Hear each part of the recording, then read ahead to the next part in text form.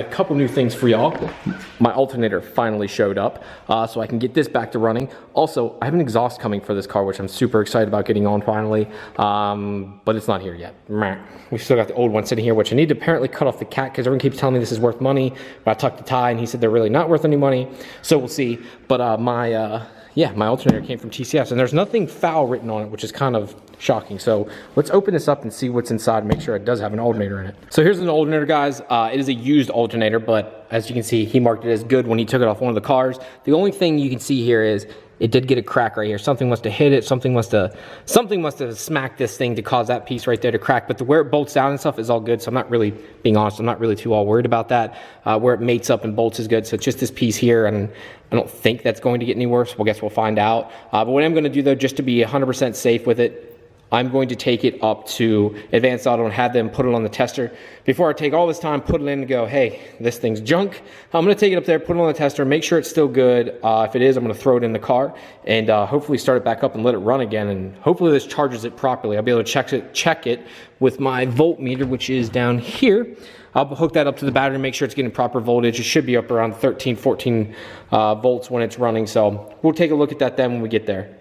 All right, guys, so it's the next day here now. Went ahead and got the alternator and got it back in. What I did though to get this back in a little bit easier, as I ground down where the bolt hole in the bottom has to go in, it gets rust and corrosion on it. So I went ahead and ground down both sides just to break it down and make it nice and smooth again, and it slid right in. I think that's part of the problem when people hate these brackets, is the fact that they're cast iron, so they corrode. On top of this, this has a pushed in bearing, I shouldn't say pressed in fitting, inside of the alternator that's not aluminum, and it corrodes also, and it makes it harder for it to slide in. So I just pretty much brushed both sides real quick, and it's good to go now. So what I need to do next is get the top bolt in, and I should be good to go, and put the belt on first, and then put the top bolt in, and then put tension on it, and I should be good. All right, guys, look at it. It's back down on solid ground again. I just put it down because I want to start it up. I just didn't feel right having the back end up, not touching anything. I just don't trust it. But it looks weird because no exhaust. So if you guys can't tell, I am going to turn it on because I have to hear what it sounds like open down pipe, because I went from stock exhaust now to just a straight 3-inch Burke open down pipe. Like, this thing's gonna be stupid loud, I guarantee it. I gotta drive it around a little bit, so let's see if she starts on the first try here. Just remember, guys, when I drove it home that night, it was pretty well dead. So if it doesn't start, I might have to jump it here. So yeah, she's completely dead. Darn it. So I'm an idiot. I forgot I unplugged the alternator, the battery, so it is making some noise. Let's see if it cranks over though. Holy cow, cranks over, and it's getting charged, but okay, that's stupid loud, guys. Can you hear that? Holy shit. Hold on, look. I'm gonna put this back here for y'all.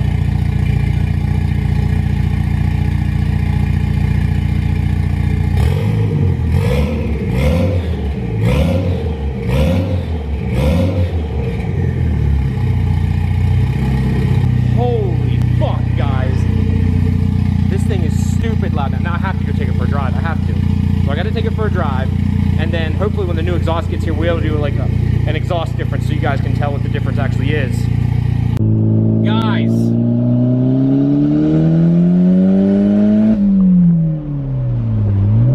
I had to put you down there for a second to shift, but holy fuck, is this thing loud as shit? Like, stupid loud with open down pipe. I've never ran a car open down pipe. I actually drove it around. God, these things run rich. It backfires like a motherfucker. I love it, don't get me wrong, it sounds cool as shit, but good lord does this thing backfire. Like, listen to that. Woo! Lord have mercy, that sounds good. I'm kind of excited to get the new exhaust and stuff here. I did find a new issue with the car though. Well, I guess I showed you guys there. I do need to replace the one axle hub, or whatever the hell it is. The boots aren't ripped, but there's like a mating port there, whatever the hell you want to call it. No, not really sure what the technical name is. But it needs to be replaced or fixed or whatever, because it's slinging grease out of it, so that's a bad sign. I'm not sure how that mates up or how it seals exactly, because it doesn't have a boot on it of any sort. So I got to really look into that and see how that all works. But let's get back to the house here, and we'll talk a little bit more about what's going on with the car and cruise week.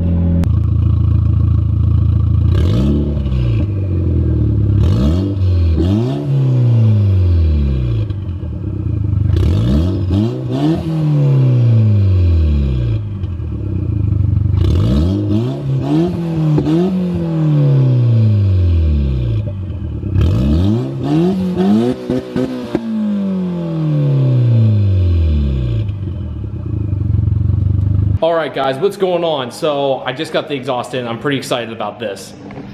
So here it is, guys. I already started taking it apart. I couldn't wait, and I'm like, oh crap, I need to be filming this. So this is an eBay exhaust. It's a Motoria, I guess, style exhaust. It doesn't say Motoria or anything on it.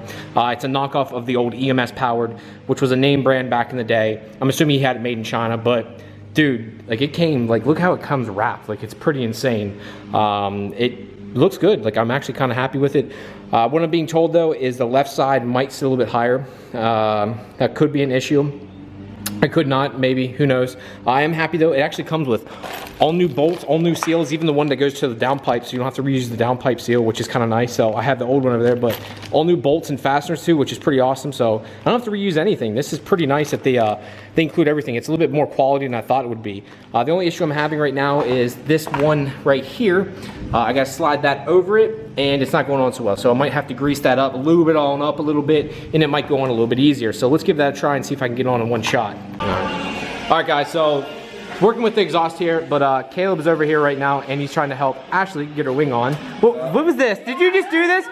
I still got my wing, so. She started her wing. Just fell off. I don't know what happened. It just fell off, so if you look here, they've got the top part of the wing off right now. This looks like not fun, like at all. I don't want it, like I'm glad I don't have to do this kind of stuff right now. I get to drink tonight and not work on a car. Drink and relax, No. bro. Drink and relax. Drink and relax, see? She says drink and relax. That's all that matters. All right, Caleb and Ashley were able to get their wang on. I should say her wing on. Look how and you just hit your, really? Come on, girl. Oh, she just flipped me the bird, Caleb. That's very inappropriate. All right, guys, good morning, good morning. So you saw the little bit I had there yesterday. I'm getting back to you here quick. So I'm trying to get this done here. I'm getting a little frustrated. So I've got a new issue. I can't believe this actually happened, but if we can get under here and take a look, that's my sway bar. And if you can tell, that hump is not supposed to be down, that's supposed to be up to give you room for exhaust. And now it makes sense why the stock exhaust was rubbing here. This is on upside down. I talked to Ty, and Ty says he doesn't remove these ever when he does his swaps, which would make sense because there's no need to. Because when you drop the rear subframe, it drops with it, so this doesn't need to be unbolted. But somehow someone unbolted it and flipped it. Why? How? I have no idea. It makes no sense to me. But I need to take it off, take it, and flip it so this is up. I have no idea why the hell they did that. It makes zero sense to me. I'm still like racking my brain trying to figure out why or how they did that, but it is what it is. So what I'm gonna do is take this off, flip it so I can feed this through, because right now when you try to feed this through, even with that already loosened up, I figured that the anti-roll bar needed to be loose, the sway bar, to fit this in, and even when it's loose, it's not even close. It has to be completely removed because the hump is just, it's in the wrong area. It needs to be completely flipped over, so I have the room for this big 3-inch diameter pipe and the flange to fit through. So let's go ahead and flip that and get this on. All right, so watching some Matt Moran right now, test driving the new Corolla, because yes, I do have a daily driver, and I do think the Corollas are cool cars. Finally gonna have push to start, gonna have remote start, heated seats. It's a pretty cool little car, and they're keeping a proper gearbox in it, which is nice. And they're actually giving the gearbox a pretty good review, saying it's updated, it's nicer, crisper, so it's pretty cool. So guys, I did get the sway bar off. It wasn't the best way of going about it, but I'm marking it up, and I'm taking this last one off right now, the last end link right now. That will be, I need to flip flop it. So that was actually on the passenger side, but now you see I wrote drive on it just to make sure I don't screw it up putting it on. I need to flip this. That needs to go on the driver's side. This needs to go on the passenger side, and I should be good to go then. Should be, keyword, should be good to go then. Yeah, let's hope this works. I flipped these mounts around too, because this flat end needs to be, when we flip this around, this will be over in there, but this flat end needs to go against the actual brace or the actual subframe itself. So yeah, this is a lot more work than I thought it was going to be. Oh yeah, by the way, to get these off, the 2 top bolts were stripped, so this is gonna be interesting getting these bolts back on.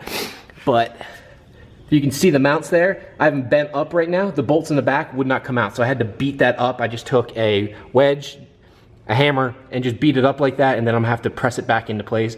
Not gonna be the most fun thing in the world. I'm gonna tell you that right now. That's it's gonna suck. Hopefully I can get a thread onto it and then just draw it down with an impact, and then hopefully never have to remove it again unless I drop the motor and just take it all out and put in a whole new sway bar and all that good stuff, replace all the bolts, replace everything, and just make it easy on myself. All right, guys, so I got the exhaust on, got the car back down on solid ground here. I'm actually really happy with it. One thing I did have to do, though, is the left side, and I was told about this, I did have to shim it. I had to put 4 spacers in it, and I think it needs just a little bit more. Let's see if I can get this here. I think it's still a little bit smidge higher. If I put 2 more spacers in, I think it'll be perfectly. But again, this is an eBay exhaust. It was $197 shipped to my house. You can't really beat it. I know everyone said this loud, but in my opinion, a little quiet in my opinion. Like, I'm so used to the Supra, which is stupid loud. Maybe MR2 owners like their cars really quiet, but I wish it was a little bit louder, to be honest. Almost wish I had straight pipe now, but we'll see once I get out on the road how bad it is, how droney it is, especially when I start to get some highway driving on the car. But I want to take it out for a quick test spin here to make sure there's no rattles and all that good shit. All right, back in the garage again, watching Little Skies right now, which, fun fact for the day, he graduated from the same high school as I did. I'm not sure if any of you guys listen to rap music, but he went to Waynesboro also. He's a Waynesboro boy. So yeah, got to take this for a test drive here. It's raining now, unfortunately. It started pouring down rain here, but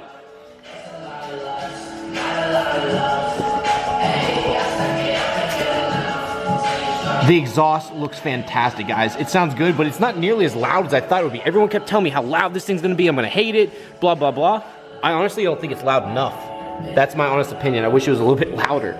Maybe the drone is what they're saying could get bad, but it doesn't seem to bother me. I mean, compared to that car, this thing is so stupid loud. This sounds like nothing. I don't know, it just sounds not loud at all. All right, guys, so back out in the garage here now. My buddy Zach stopped by. We have to actually, I just drilled it out here, but the one thread on his intake manifold for his 2JZ S14, right? Yeah. S14 got stripped, and it's funny, mine got stripped in that same exact spot too.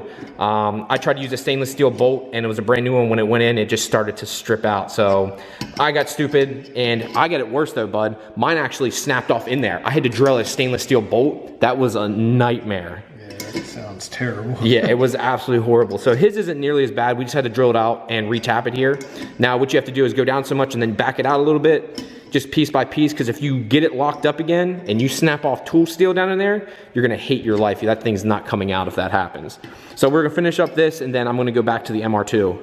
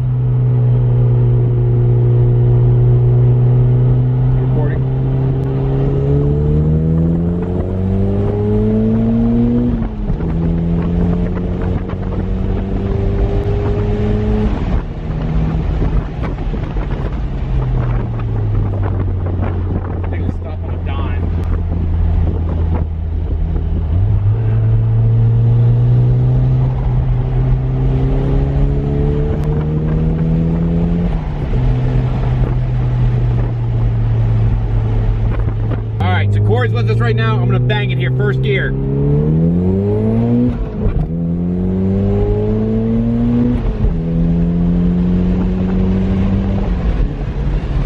That was 80. Not bad. Wow. No spinning though. There's no spinning in this car whatsoever. Just goes.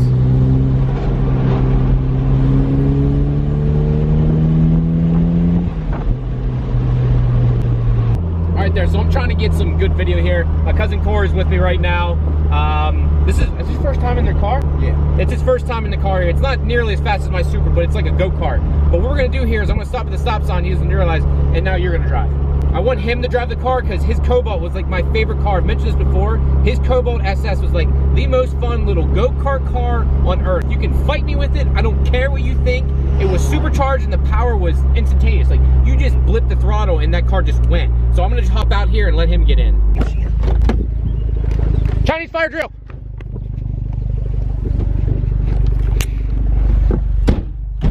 Chinese fire drill. Oh, he stalled it! Clutch is heavy as shit in this car.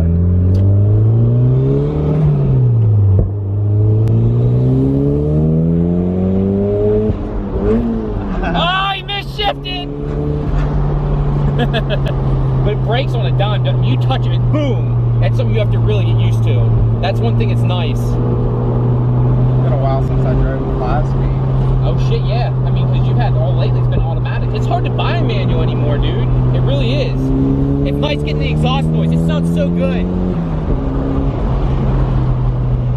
Dude, they'll fucking throw you forward. You hit them brakes. Thank you, TCS Motorsports, by the way. Them brakes is on point. It's a Willwood big brake kit. Love it. Oh, her little backfire.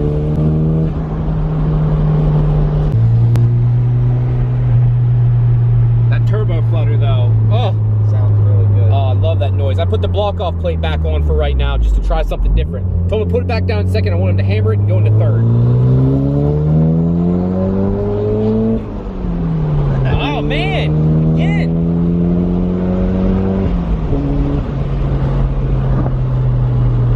All right, guys, now that I got both cars back inside as I try to walk through them, I pushed them back so they're evened up. But you guys hear it there. It sounds pretty damn good. I'm pretty happy with it. It could be a little bit louder in my opinion, but it suffices for me. I love the way it looks though, like, it just looks really aggressive. Now the one thing, and I'm just gonna go ahead and mention it, this side is slightly higher. Again, I think I maybe mentioned this earlier and I can't remember now, but this side is slightly higher. This is gonna drive me crazy. I had to adjust it down by using some washers, so I think I need to add a few more.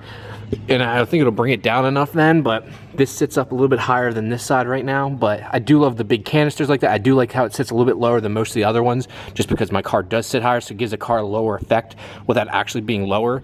Yeah, it brings the ass down. And like trying to compare it to the Supra, that looks low, but my canister on the Supra, with the piping and stuff, the one point there, it's probably 2.5 inches off the ground. You guys can't even see it. If I get under here, can you guys even see that? Yeah, that's how low it is to the ground. Like, that's ridiculously low. I'm actually about to jack this up here for you guys.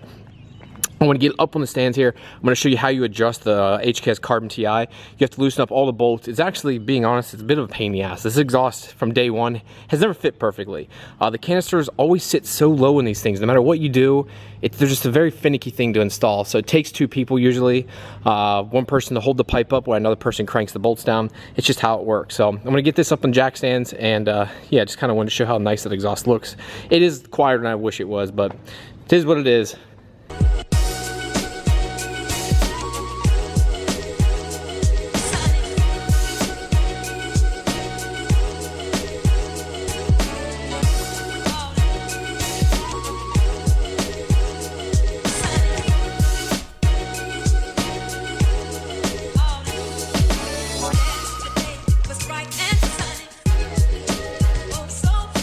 All right, guys, so I got the car up in the air here. That's another issue, that damn thing broke. Pissed me off. But beside that, I got the car up in the air here to adjust the exhaust. I'm finding out it's not the exhaust fault, it's because the custom mid pipe and stuff is kind of misaligned. It's causing the exhaust to hang down because I can't push it up any further because the 2-bolt down there is misaligned. This is what happens when you have custom exhaust. I almost need something made from the start to finish, or have someone that knows how to properly do this.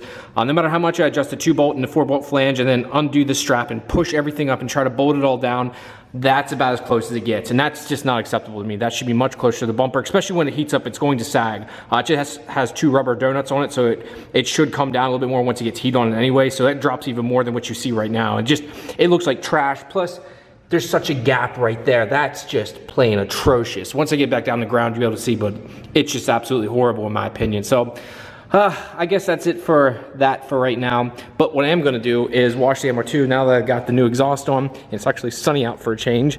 I'm trying to utilize the sun because it's supposed to rain for the next 6 days straight here. gonna wash this because it hasn't been washed in a couple days. But yeah. There goes a sight from my soul.